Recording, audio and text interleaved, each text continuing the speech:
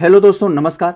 दोस्तों, उम्मीद है कि आप लोगों ने आरओ एआरओ का एग्जाम दिया होगा और आपका एग्जाम बहुत अच्छा गया होगा, ऐसा हम अपेक्षा करते हैं। और दोस्तों, जिन लोगों ने एग्जाम दिया है उनके मन में इस समय दो ही सवाल, जो सबसे बड़े सवाल हैं, दो ही सवाल उठ रहे हैं कि सर ये इस साल का जो कट ऑफ कितना रहेगा। और कट ऑफ रहने के बाद दोस्तों, जो दूसरा सवाल सबसे बड़ा उठ रहा है कि सर जो 8 क्वेश्चन जो गलत होने का दावा किया जा रहा है, अगर ये क्वेश्चन हटाया गया या इसका नंबर सभी को दिया गया तो लोगों के कट ऑफ में क्या उतार चढ़ाव आएगा, उसमें क्या उनका कट ऑफ बढ़ने का चांस है उसकी वजह से, या जो क्वेश्चन गलत होने का दावा किया जा रहा है इसकी वजह से कट ऑफ नीचे आने की संभावना है। इन सारी बातों पर हम लोग दोस्तों डिटेल से बात करेंगे कि आखिर रियल में कट ऑफ क्या होने वाला है। आप सब लोगों ने बहुत सारा वीडियो देख लिया होगा, बहुत सारे लोगों की बात सुन लिया होगा। इस बात को हमने टेलीग्राम पे भी सर्वे किया, जो भी हमसे सीनियर लोग हैं उनसे राय बात करके, बहुत सारे स्टूडेंट जो हमारे साथी हैं उन सबसे बातचीत किया, यूट्यूब पर भी हमने एक एनालिसिस किया इसके बारे में। इन सब बातों से, इन सब जो भी हमारे पास डाटा आया, हो सकता है मैं गलत हूं, लेकिन इसके हिसाब से हम आपके सामने बहुत ही प्रामाणिक तरीके से रखने जा रहे हैं कि भाई एक्चुअल में इसकी कट ऑफ क्या होने वाली है।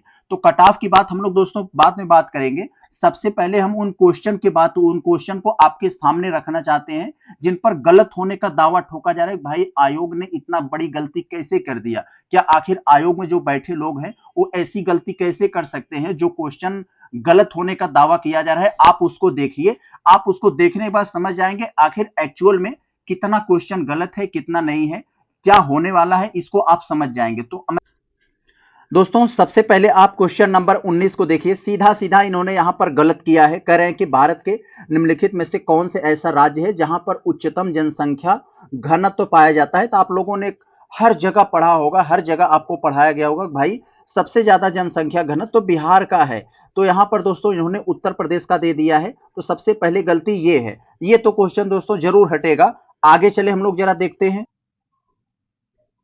अब दोस्तों जरा इस क्वेश्चन को देखिए जिसमें आपको सीधा सीधा दिया गया है कि उत्पादन की दृष्टि से भारत में किस फल का प्रथम स्थान है। तो दोस्तों आप लोगों ने बहुत सारी किताबों में, बहुत सारे स्रोतों में पढ़ा होगा या इस समय विभिन्न स्रोतों में दिया गया भी है, भारत फल की दृष्टि से प्रथम स्थान आम में रखता है। लेकिन दोस्तों इसमें केला दे दिया है, जिसमें बहुत सारे स्टूडेंट के बीच दुविधा है कि भाई इसमें आम होना चाहिए था, केला नहीं होना चाहिए था, लेकिन आयोग ने केला को माना है। एक तो ये दुविधा वाला प्रश्न है। अब आगे मैं उन सारे प्रश्नों को दिखा रहा हूं जिसमें दुविधा टाइप का लग रहा है, जिसमें क्वेश्चन हटने या जुड़ने का इसमें सवाल उठ रहा है। तो एक तो ये हो गया। दूसरा दोस्तों इसी के बगल में ही एक क्वेश्चन, इसको जरा देख लीजिए। सीधा सीधा इसमें भी वही वाला समस्या यहां पर भी है। देखें, इसमें आपको देख रहा है नकदी फसल में से संबंधित कौन है। नकदी फसल मतलब जो बाजार में बेचने की दृष्टि से उगाई जाती है। तो दोस्तों इसमें धान तो पहले ही नहीं होगा, इसको हटा देंगे। आप इंटरनेट पर सर्च करोगे तो आपको आलू भी मिल जाएगा और सफेद सरसों यानी रेपसीड भी मिल जाएगा। तो लोगों में दुविधा है। मैं तो ये आलू को लगाया था, मेरा तो यही वाला सही है, लेकिन लोगों में एक तरह का है भाई आलू नहीं ये रेपसीड होना चाहिए था। तो इसमें तो आलू को मान लिया गया है, लेकिन कुछ लोग कह रहे हैं भाई ये ऑप्शन डी वाला होना चाहिए, 3, 4 और ये 5, ये डी वाला होना चाहिए था। फिलहाल आयोग ने ये माना है, तो इस पर एक तरह का क्लेम किया जा रहा है। दूसरा क्वेश्चन आपका ये हो गया। अब दोस्तों एक प्रश्न ए भी है, इसमें भी दावा किया जा रहा है कि निम्नलिखित में से कौन एक रबी की दलहनी फसल नहीं है। तो इसमें मूंग दे दिया है, लेकिन विभिन्न स्रोतों में दिया जा रहा है और लोग दावा कर रहे हैं कि इसका जो है सही आंसर सेम की फली यानी फ्रेंच बीन होना चाहिए था। अब दोस्तों एक क्वेश्चन पर यहां पर दुविधा है कि कह रहे हैं कौन सी एक संस्था वैधानिक संस्था है। दोस्तों संवैधानिक संस्था रहता तो ये वित्त आयोग हो जाता। तो लोग कह रहे हैं ये वैधानिक संस्था है तो ये वित्त आयोग नहीं होना चाहिए था, इसमें कोई और आंसर होना चाहिए था। एक तो इसको दावा किया जा रहा है। जरा हम और आगे बढ़ें। अब दोस्तों जरा इस प्रश्न को देख लीजिए। इसमें जो दिया है वो अपने हिसाब से तो ठीक दिया है, लेकिन इसमें जो दिया है बुंदेला विद्रोह को बारे में दोस्तों इसमें जो मान लिया है ये 1554 को मान लिया है। लेकिन दोस्तों इसमें 1842 बुंदेला विद्रोह जो हुआ था एक्चुअल में वो 1842 में हुआ था, लेकिन 1842 इसमें कोई ऑप्शन नहीं है। एक तो क्लेम इस पे किया जा रहा है। आगे बढ़े जरा हम लोग देखें। और दोस्तों एक ये क्वेश्चन नंबर 127 वाले को देखिए। यहां पर जो दिया है यह किसका कथन है कि हमारी सारी प्रजा सत्कर्मों का सृजन करती हुई समस्त आपदाओं से मुक्त ईर्ष्या से अनुकूलित मनों से आनंद का भोग करे। तो दोस्तों ये जो सेंटेंस लिखा गया, ये जो कथन दिया गया है, ये किसका है? तो इसमें तो हर्षवर्धन माना गया है, मैं भी हर्षवर्धन ही लगाया था, लेकिन बहुत सारे लोग कह रहे हैं, जो टीचर्स हैं या बहुत सारे स्रोतों से निकाल कर लोग कह रहे हैं भैया ये अशोक होना चाहिए था, ये बात अशोक की है ये कथन।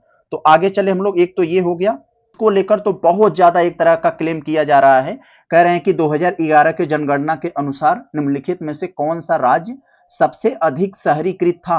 इसमें दोस्तों जो सबसे बड़ा कंफ्यूजन है, ये शहरीकृत जो पूछा जा रहा है, ये इस सेंस में पूछा जा रहा है कि भाई ये आप जनसंख्या के सेंस में पूछ रहे हो कि प्रतिशत के सेंस में पूछ रहे हो। अगर जनसंख्या के, क्योंकि इसमें क्लियर नहीं किया हम किसके सेंस में पूछ रहे हैं, तो आधे से ज्यादा लोग महाराष्ट्र लगा दिए, कुछ लोग गोवा लगा दिए थे।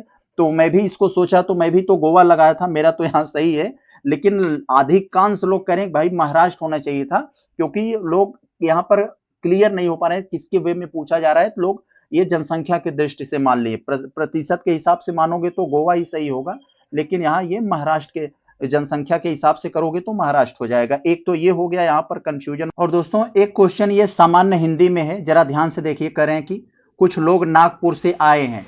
इसका दोस्तों आप लोगों ने बहुत सारे किताबों में, बहुत सारे स्रोतों में पढ़ा होगा कि भाई जिसको हम लोग गिन सकते हैं ये संख्यावाचक में आता है।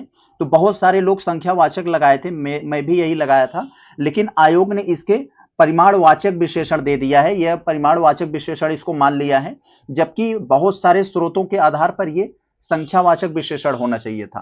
तो ये दोस्तों कुछ 5-7 क्वेश्चन है जिसको लेकर बहुत सारी अटकलें लगाई जा रही हैं कि कट ऑफ में बहुत सारा उतार चढ़ाव आएगा। देखिए होगा क्या इसमें, जब ये मान लीजिए 7 क्वेश्चन है, 5-7 क्वेश्चन, ये जब अगर हटेगा, मान लीजिए सबको बराबर बराबर नंबर मिलेगा, तो कट ऑफ ये समझ लीजिए कि मैं जनरल की दृष्टि से बता रहा हूं, उसी के हिसाब से आप अपना OBC, EWS, SC, ST 2-2, 3-3 number करके घटा लीजिएगा। जो जनरल की बात करें, अगर ये मान लीजिए 7 नंबर सबको बराबर बराबर मिल गया, तो समझ लीजिए संभवतः इसका आप 130 के आसपास इसका कट ऑफ रहना चाहिए, 130 के आसपास। अगर मान लीजिए इसको हटा देते हैं कि भाई ये हटा दिया जाएगा, इसको किसी को दिया नहीं जाएगा, सिर्फ इसको हटाया जाएगा, तो आप ये जान लीजिए कि 120 से 25 के आसपास इसका होने वाला है। तो इतना अगर जिसका है, तो वो आप सब लोग संभवतः इतना अगर आप सबका यदि बन रहा है अभी के हिसाब से, अगर मान लीजिए ये सब अगर हम लोग छोड़ दें, ये जो घटने बढ़ने वाला है, क्वेश्चन सही होगा गलत होगा, ये सब मान लीजिए हम अलग, इसको ये अलग विषय हो गया।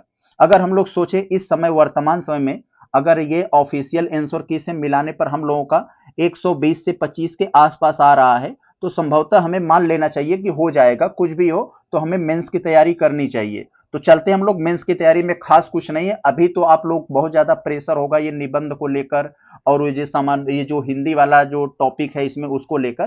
तो अभी आप कुछ मत करिए जब तक रिजल्ट नहीं आया है, जब तक और इसका फिर से मतलब डिक्लेयर नहीं हो जाता है भाई कौन अंदर है कौन बाहर है। आप लोग एक काम करिए, आप लोग तो ये जीएस पढ़े ही हो, जो अभी पढ़े हो जीएस, जो अभी पढ़े हो सामान्य हिंदी, इसी का एक भाई आएगा, आपको मेंस वाले पेपर में देना पड़ेगा 120 नंबर का जीएस, और ये 30 क्वेश्चन आएगा वो सामान्य हिंदी, जो अभी आप यही दिए हो, बस उसमें पर्यायवाची नहीं रहेगा। तो कम से कम अभी जो आप पढ़े हो, अगर इसी चीज को अगर एक रिदम में पढ़ते रहोगे तो ये आपके मेंस में काम देगा। जब हम अंदर होंगे या बाहर होंगे ये तो बात की बात है, जब रिजल्ट आएगा तब पता चलेगा कि भाई कौन कहाँ है। तब अपना जो है निबंध या फिर जो पत्र लेखन वाली जो विधि है, ये सब में अपना करिएगा। तो अभी तो आप जो ये पढ़ रहे हो, आपका फोकस यहीं पर रहना चाहिए, क्योंकि यही आपका बहुत सारा जो है यहाँ पर वेटेज देगा आपके मेंस में।